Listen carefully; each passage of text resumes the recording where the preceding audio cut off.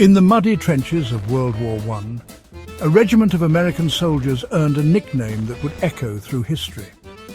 The Germans called them Hellfighters, not knowing they were creating a legend that would outlive the war itself. These were the men of the 369th Infantry Regiment, better known as the Harlem Hellfighters, who would spend 191 days in combat, longer than any other American unit in the Great War. They were warriors and artists, soldiers and musicians, fighting a war abroad while carrying the weight of discrimination at home. This is their story.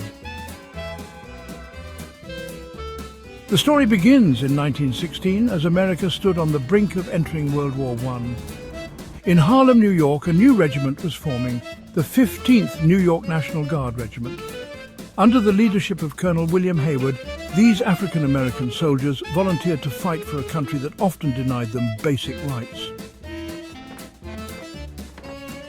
Their path to glory wasn't easy. At Camp Wadsworth in South Carolina, they faced discrimination that would have broken lesser men. White soldiers refused to salute black officers. Training facilities were segregated, but the men of the 15th persevered, driven by a determination to prove their worth. In December 1917, they sailed for France, expecting to join the fight immediately. Instead, they were assigned to labour battalions, relegated to loading ships and building roads. But fate and necessity would intervene. The French army, desperate for reinforcements, took command of the regiment, now redesignated as the 369th Infantry Regiment. What followed would become military legend. From the trenches of the Champagne region to the bloody fields of the Meuse-Argonne, the Hellfighters fought with a ferocity that amazed their allies and terrified their enemies. They never lost a trench to the enemy. Not a single man was captured. On May 15, 1918, Private Henry Johnson and Private Needham Roberts would write themselves into history. Outnumbered by a German raiding party, Johnson fought with such fury, using his rifle as a club after running out of ammunition, then fighting with his bolo knife, that he single-handedly drove off the attackers, saving his fellow soldier, and earning France's highest military honour, the Croix de Guerre.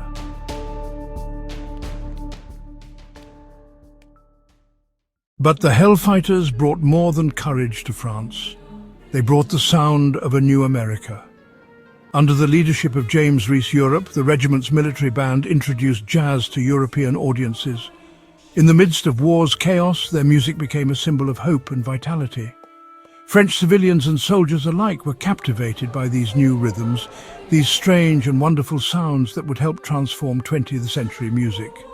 When the war ended, the Hellfighters returned home as heroes, at least in France. They marched in victory parades down Fifth Avenue, their achievements impossible to ignore. But America, in 1919, was still a segregated nation. The same men who had been celebrated in France found themselves facing familiar discrimination at home. Yet, their impact would resonate far beyond the battlefield. The Hellfighters' experience became a catalyst for change, inspiring a generation of civil rights activists. Today, more than a century later, the legacy of the Harlem Hellfighters endures. Their story reminds us that courage knows no colour, that service to country can coexist with the fight for justice, and that the human spirit can triumph over prejudice and discrimination.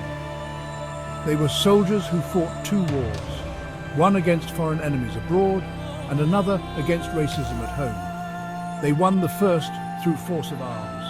The second would take decades longer, and in many ways continues today. But the Hellfighters showed the way forward, proving that excellence knows no boundaries, and that bravery, like music, speaks a universal language. The sound of their victory still echoes in the medals they earned, in the music they shared, and in the doors they helped open for future generations.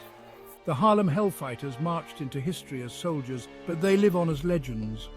Their story a testament to the power of courage, perseverance, and the unquenchable human spirit.